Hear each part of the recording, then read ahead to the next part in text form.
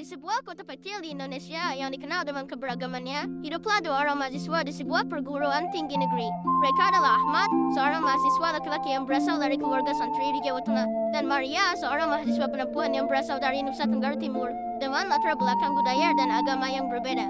Ahmad tumbuh di lingkungan pesantren. Sejak kecil ia diajarkan nilai-nilai Islam seperti kejujuran, tanggung jawab, disiplin, empati, dan integritas. Setiap subuh, ia terbiasa bangun tepat waktu, menepati janji, dan bertanggung jawab terhadap tugas-tugasnya. Nilai-nilai itu bukan hanya teori baginya, melainkan sudah menjadi bagian dari kehidupannya sehari-hari. Sementara itu, Maria dibesarkan dalam keluarga sederhana yang sangat menjunjung tinggi nilai kemanusiaan dan toleransi. Ayahnya adalah seorang guru sekolah dasar, dan ibunya aktif dalam kegiatan sosial lintas agama. Sejak kecil, Maria terbiasa hidup berdampingan dengan tetangga yang berbeda suku, bahasa, dan keyakinan. Pertemuan Ahmad dan Maria bermula ketika mereka ditempatkan dalam satu kelompok proyek mata kuliah pendidikan karakter. Awalnya, Ahmad merasa canggung karena belum terbiasa bekerja dekat dengan teman yang berbeda latar belakang agama dan budaya. Begitu pula Maria, yang khawatir sikapnya akan disalahpahami.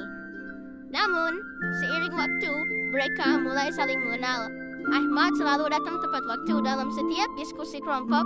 Ketika ada data yang belum lengkap, ia memilih hijau dan mengakui kekurangan daripada memanipulasi laporan. Sikap ini membuat Maria kagum. Ia melihat bagaimana nilai kejujuran dan integritas dalam Islam benar-benar diterapkan, bukan sekedar diajarkan.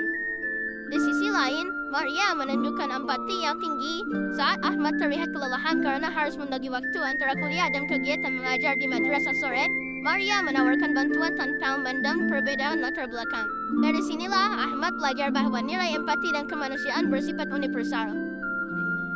Dalam proyek tersebut, dosen mereka menugaskan kelompok untuk membuat program sosial berbasis keberagaman. Mereka memilih untuk bekerja sama dengan sebuah sekolah menengah yang siswanya berasal dari berbagai suku, agama, dan latar sosial. Program itu berisi kegiatan diskusi lintas budaya, kerja bakti bersama, dan kelas refleksi tentang toleransi. Ahmad mengusulkan agar kegiatan dimulai dengan nilai karakter seperti saling menghormati, tanggung jawab, dan disiplin. Ia menjelaskan bahwa dalam Islam, menghargai perbedaan adalah bagian dari akhlak mulia.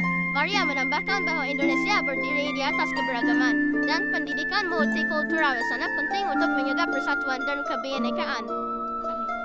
Selama kegiatan berlangsung, mereka menyaksikan langsung tantangan nyata di lapangan. Ada siswa yang awalnya enggan bekerja sama karena perbedaan suku dan agama. Namun melalui bimbingan guru, diskusi terbuka, dan contoh nyata dari Ahmad dan Maria, perlahan sikap itu berubah. Guru-guru di sekolah tersebut menyadari betapa pentingnya peran lembaga pendidikan, baik sekolah, madrasah, pesantren, maupun perguruan tinggi, dalam menanamkan pendidikan karakter dan multikultural sejak dini, bukan hanya melalui teori di kelas tetapi lewat praktik nyata dan keteladanan. Bagi Ahmad, pengalaman ini menguatkan keyakinannya bahwa nilai-nilai Islam mampu menjadi solusi bagi tantangan toleransi di Indonesia. Sedangkan bagi Maria, proyek ini membuktikan bahwa perbedaan bukanlah penghalang, melainkan kekuatan jika dikelola dengan pendidikan yang tepat.